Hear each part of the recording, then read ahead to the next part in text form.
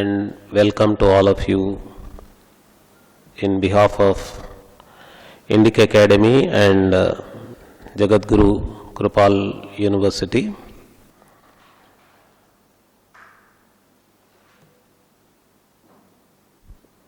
We are going to have the inaugural session of the conference now.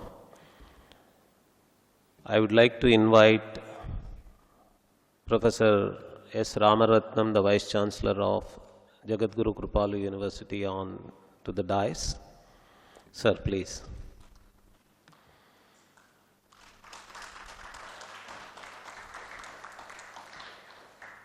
Professor Ramaratnam will preside over the inaugural session. We have Professor Harmohan Mishra, a renowned Tantra scholar specializing in Sri Vidya, as the chief guest of the inaugural session.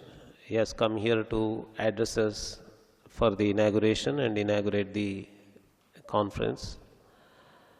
I invite Professor Harmohan Mishra onto the dais.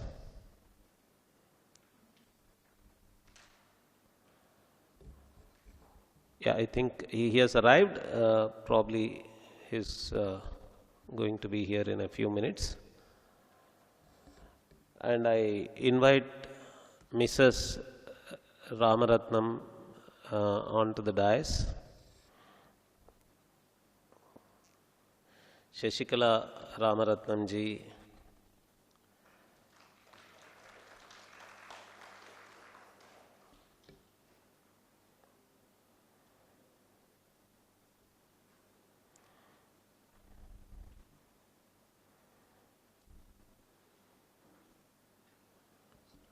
Please come.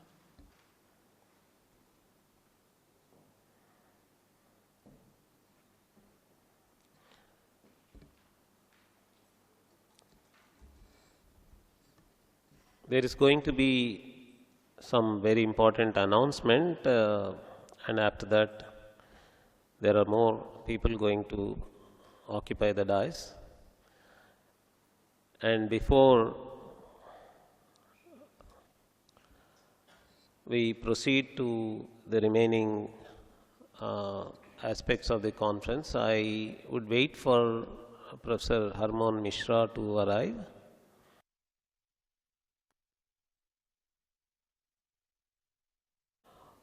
Who is not only an entrepreneur, but a learned Indic scholar, and has a vision for Indic Renaissance.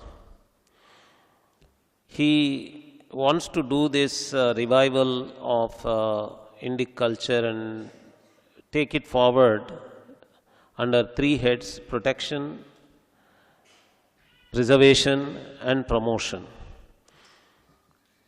Preservation of the existing traditional cultures, including Vedic recitation, Vedic chanting, etc., and Shastra studies, Shastric scholarship, and all the folk and tribal cultures and tribal practices which are in the form of embodied culture. We have our chief guest here, and I request Professor Harmohan Mishra to come and take his place.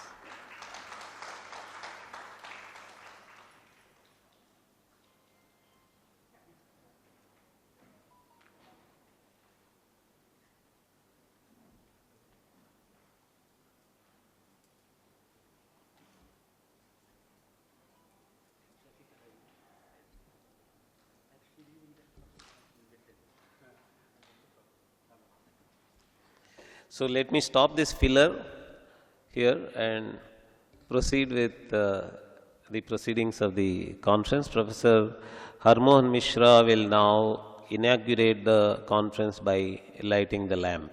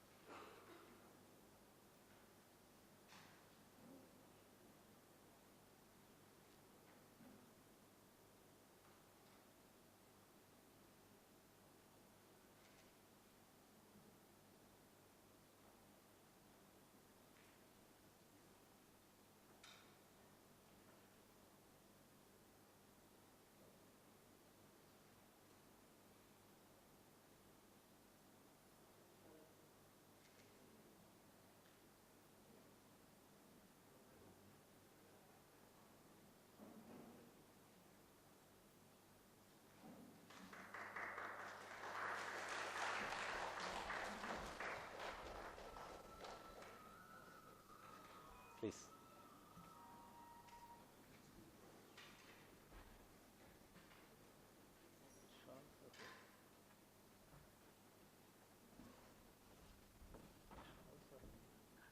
Professor Ramaratnam to felicitate and welcome Professor Harmon Mishra.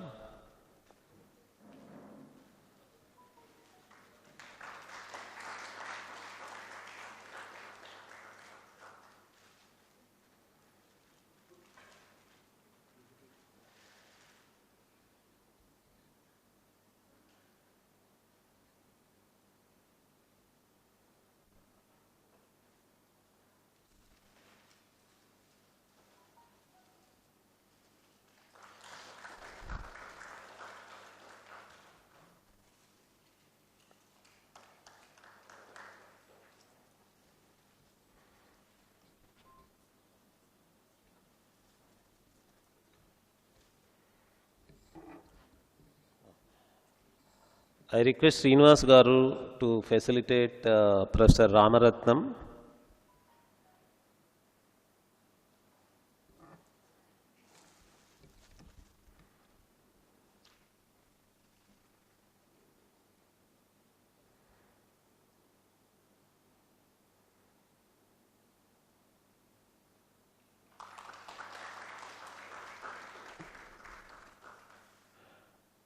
And also Mrs. Shashikala Ramaratnam.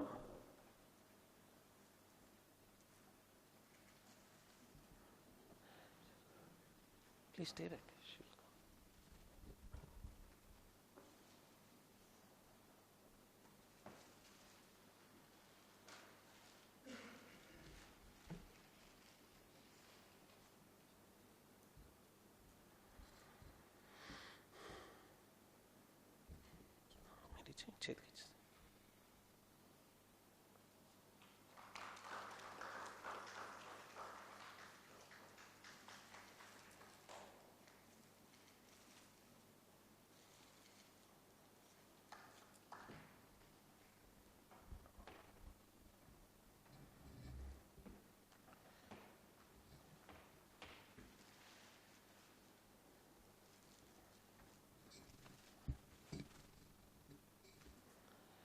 Now I am supposed to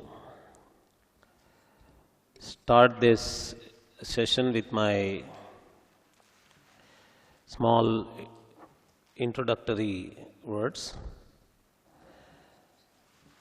As I was mentioning as a filler, Indica Academy has been working in the area of Hindu Renaissance.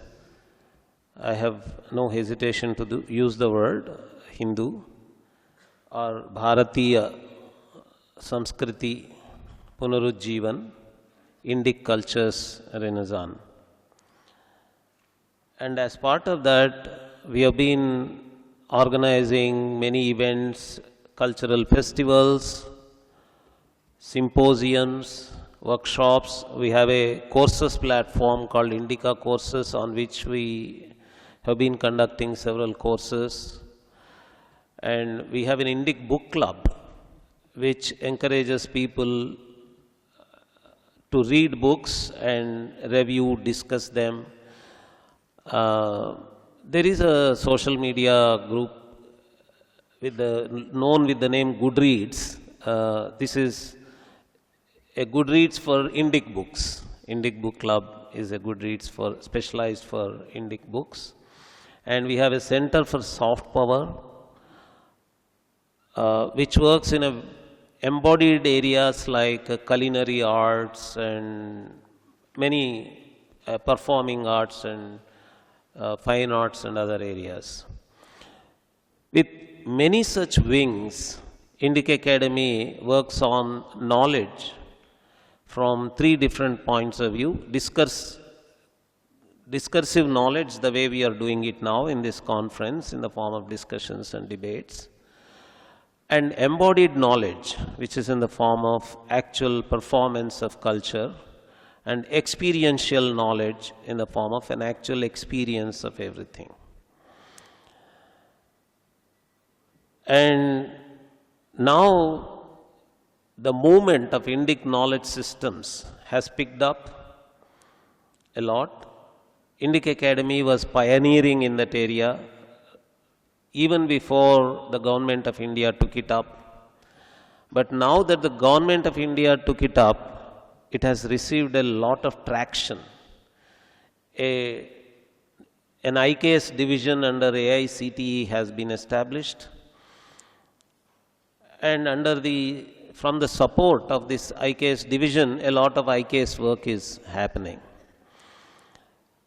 Indica Academy is joining hands with the IKS division under AICTE and is continuing its work that it started even before this IKS division has started this work. In the series of conferences which we started way back with a conference on Vedic mindfulness at IGNCA, you can see from the word Vedic mindfulness itself, from where we are coming, where we are going. Mindfulness has been marketed all over the world as a secular practice by Kabat-Zinn and others, but taken from the Buddhist practice and attributed to Buddhism. Then we wanted to tell the world that it is Vedic, and went into Buddhism from Vedic tradition only, and then was secularized by the guys like Kabat-Zinn. And we went on doing the same with all our symposiums and conferences. We wanted to take a Purva Paksha, a counter view from the people who have a different view with regard to our culture, and wanted to counter that view from Indic perspectives. And the present conference is part of a series of conferences we have been organizing on different spiritual traditions. It started with a conference on Shaivism at Benares Hindu University. Indica hosted this conference. The Bharatiya Adhyayana Kendra of Benares Hindu University collaborated with us at that place.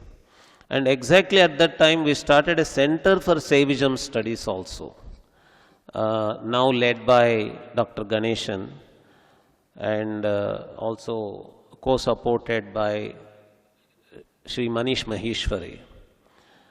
And during that conference, I made an announcement in the conference itself to avoid the impression when something happens. For example, here, all of you may think, oh, these people are Tantra people. Indica Academy is a Tantric organization. So these are Tantrics who have come doing some Tantra. So when Shaivism conference was being organized, probably I thought that it would lead to an impression that this is a Shaivism organization. They are working on Shaivism. Then and there I announced that we are going to organize a conference on Vaishnavism. And we kept that promise by organizing the previous conference on Vaishnavism in Sri Rangam. We went to Sri Rangam. We collaborated with a local college there, Andavan College, which is run by an Andavan Madam there, Andavan Matham at Sri Rangam. It was a very roaring success on Vaishnavism. A wonderful conference was organized. And there, again, we announced that we were going to organize a conference on Tantra. So this shows that our focus is not on one particular tradition like Shaivism, Vaishnavism, or any such thing. So now, today, we are here to organize this conference on Tantra. And as we have already mentioned in the concept note, when people talk about Tantra, and when we are proceeding from Shaivism to Vaishnavism to this, usual impression is that, oh, from Shiva you have come to Vishnu, now Shakti. Appaya Dikshita has got a stotra called Ratnatraya Pariksha, in which he mentions that these three are the Ratnatraya, Amba and Shiva and Vishnu. After you study all the Vedas and Vedanta, these three are the central concepts that emerge. And this is a Shakti conference. That is how the people get an impression. Yes, it is true. Mostly what is known all over the world as Tantra is Shakteya. There is a lot of Shakteya impression of Tantra. So that impression is not wrong. And a person who is known as a Tantric might be known to people as a Devi Upasaka. This is the word. People use, oh, he's a Devi Upasaka. True. Actually, most of these Tantrics are also Devi Upasakas only. But when people read the books, the tradition to which the original source books are attributed is called Kashmir Shaivism. What is this? Is it Shaivism or Shakteya philosophy? So, then you begin to understand that historically, this whole connection of Shaivism and Shaktism, these are English words, let me not use them, Shaiva and Shakteya Paramparas. These two were together, they grew up together. And we are going to have papers on Sri Yantra also. In Sri Yantra, you have Shiva and Shakti Tribhujas, Trikonas. And if someone says that I am looking at Sri Yantra from a Shiva point of view, he is missing one half of it. If he is looking at Sri Yantra from a Shakti point of view, he is completely missing the second half of it. If someone comes up with Sri Yantra holding here close to the chest and saying, hey, this is Shaiva, this is Shakteya, is missing the whole thing. He has to go to the Bindu and look at all the Avaranas and all the Padmas. From Bindu to the Padmas, when he expands, he will truly expand and stop this Shaiva Shakteya kind of problem. Once I was at Thiruvananthapuram Padmanabha Swami temple. There was a guide, I don't know whether he was a true guide or my experience. He took me around the temple and he was saying, see, look at this Ananta Padmanabha Swami. One of his hands is on the Shivalingam, and from his navel, Brahma is coming. And he, the big Ananta Padmanabha, has Brahma at the top, Shiva here. He is encompassing both. So, he was explaining, that is why I wouldn't call him a guide. He was a true guide, my guru. He was saying, can you say that it is Brahma? You can explain this whole figure from a Brahma point of view, Vishnu point of view, and Shiva point of view at the same time. And then he said, let me show you a secret. He took me to a room where there was Sri Yantra and the board was Sudarshana Yantra. He said, do you know that Vaishnavites call the same as Sudarshana Yantra? And he explained how it is Sudarshana Yantra. And I met Bhandarker Mat Madhva, Peethadipati, a Vaishnavite. He was doing whatever is supposed to be a tantric practice. And the vibhutis, the supernatural powers that he was demonstrating, the commoners, they were calling him, oh, he is a Devi Upasaka. If he knew that they were calling him Devi Upasaka, he would not have liked it. But the way he was practicing, it was just similar. When I was very young, I was translating the biography of Sri Raghavendra Swami of Mantralayam. That biography is a Sanskrit kavya, Raghavendra Vijayam, written by one of the nephews of Raghavendra Swami called Lakshmi Narayana Acharya. In that Sanskrit kavya, the entire discussion is on how Sri Vidya Devi inspired Sudhindra Tirtha to initiate Raghavendra Tirtha as Raghavendra Tirtha. He was Venkanna before becoming Raghavendra Tirtha. The whole book, the first sargas of Raghavendra Vijayam deal with Vidya Devi and Devi Upasana, and he says, Vidya Devi is asking me to initiate you, he says. And today we have our erudite Sri Vishwas Vasuki ji. In the next first session of this conference, he is going to talk about Vaishnavati Bhuta Shuddhi Parampara. And we know that these tantric practices went into Buddhism, Jainism, led to Vajrayana, Mahayana, and all that. So, what is Tantra then? Is it Shaktiya or Shaiva or Vaishnava or Buddhist or Jain or what? Actually, our Shafaliji's paper is going to cover Saptamatrukas in the form of 7 sisters in folk culture.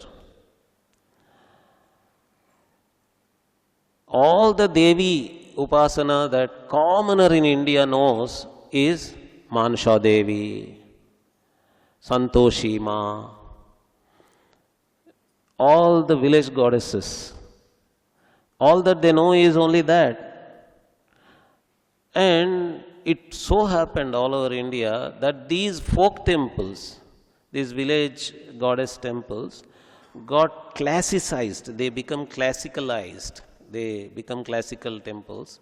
Once they become classical temples, maybe Maisamma in Telangana is given the name Mahakali. She is called Bangaru Maisamma, is given the name Kanaka Durga. And there is a kind of, from their point of view, promotion of the folk temple to a classical temple. And all agamic practices are introduced into the temple. And this transition from the village goddess folk temple to the classical temple is not even felt by the followers. All these discussions are the frog in the well university discussions. This is all limited to the university seminar halls, conference halls that, did the villagers did they not object to classicalization of this temple? Oh, the Brahmins took it over. Nothing of that sort. It happens very smoothly as if nothing has happened. And folk classical interface is so smooth transition. People just even do not know when it happened, how it happened, and just people do not talk about those boundary lines between these two, whether Kamakhya was a village goddess or a Vedic goddess, whether it was a Shaktiya practice or a Shaiva practice, whether which was which, just complete ocean of knowledge, ocean of practices without boundaries. That is what Tantra is, in fact. So, we would like to showcase Tantra that way in this conference. We have no boundaries. So if anyone has come with boundaries, I am sure he will lose his boundaries with this conference and realize that he has been so immature to have those boundaries. The takeaway from the conference has to be that. And as I was introducing in the beginning itself, IKS is the buzzword now. Indian knowledge systems is the buzzword. Is Tantra and IKS work, Indian knowledge systems work? If you go and talk to the frog in the well university circles, they say, no, no, no, how can that be a knowledge system? It has to be science, man. To be a knowledge system, it has to be a science. Tantra is all about magical practices. Tantra is all about this superstition. Tantra is all about this and that. But how can we tell them that if you want to talk about, say, the most powerful Indian knowledge system contribution to the world, even a person like Sheldon Pollock, who gives a talk on what is Indian knowledge worth, what is Sanskrit knowledge worth for, that is the title of his talk. And in that he says, rasa is the biggest contribution of India to the world. Even a Hollywood movie audience gets tears, and if you tell them that you are getting juice, that is why juice is coming from the eyes in the form of tears, he would like it. He would like that word, that, oh, rasa, good word. He would definitely like it. Because he doesn't know that there is a word for that experience. That experience is there for all the performing art audience all over the world. But they do not have that beautiful, juicy word called juice, rasa, for this. Contributed by Bharata from Natya Shastra. And when they go into the discussions about where this rasa lies, whether it is in the performer or in the character or in the audience, that whole rasanishtha discussion, rasa nishpatti discussion, starting from Anumitivada to Bhojyavada to Bhojakavada to finally Abhivyaktivada, they would come to Abhivyaktivada, Abhinavagupta, and this guy is a Tantrika. Indian knowledge system, rasa is Indian knowledge system, rasa is aesthetics, but the whole explanation is coming from Tantra. He is a Kashmira Shaiva practitioner. And now we are in the ChatGPT world. One of the Google scholars working in Google, he was asking me, sir, can you guide me with regard to new language models to train in ML, taking from Indian material? Then I was telling him one area which they did not catch up at all comes from Anandavardhana in Dvanyaloka. Let us talk about it. And Anandavardhana, again, coming from Tantra. Actually, what Abhinavagupta is doing is, he is just expanding Dvanyaloka through Lochana.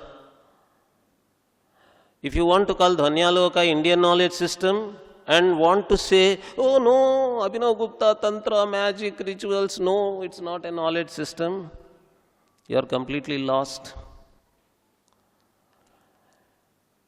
So, if you want to take any of these Indian knowledge systems,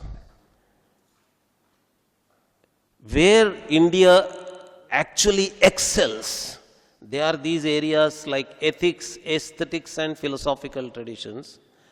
And a crown jewel of all these traditions of Indian knowledge systems is Tantra. The biggest contribution to that is coming from Tantra.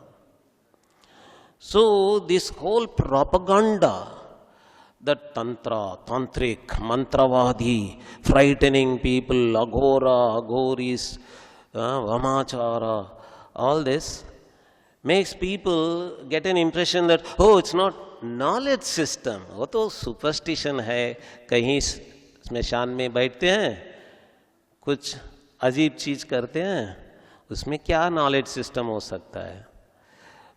But when you begin to understand that knowledge need not always be in the form of a seminar hall claps, it is in the form of a svanubhava, an inward practice, it is experiential knowledge, it is in the form of embodied knowledge of practices. Then when you expand your own understanding of what knowledge is actually, then you begin to understand that how our versatile, hyper polymath scholars like Abhinav Gupta were able to swim across this ocean from the spiritual practices, from the doctrinal philosophies to the aesthetic systems, to ethics, to Dharma Shastra, to Bhagavad Gita, to yoga, to everywhere, all as just one Tantra. Then people begin to understand that Tantra is not all that magical, superstitious thing. Actually, the impression that it is so was created by the outsiders who were not able to understand this world.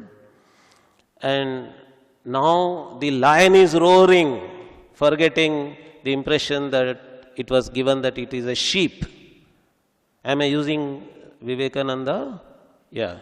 So the lion which is roaring today is telling the whole world that what you thought superstition, what you thought as magical practice is actually a knowledge system, and Indica, which is committed to Indic knowledge systems, is ready to take up the Tantra, Tantric Traditions knowledge systems and show the entire lion roar of Tantra to the world, and that is what we are going to do for the next 2 days.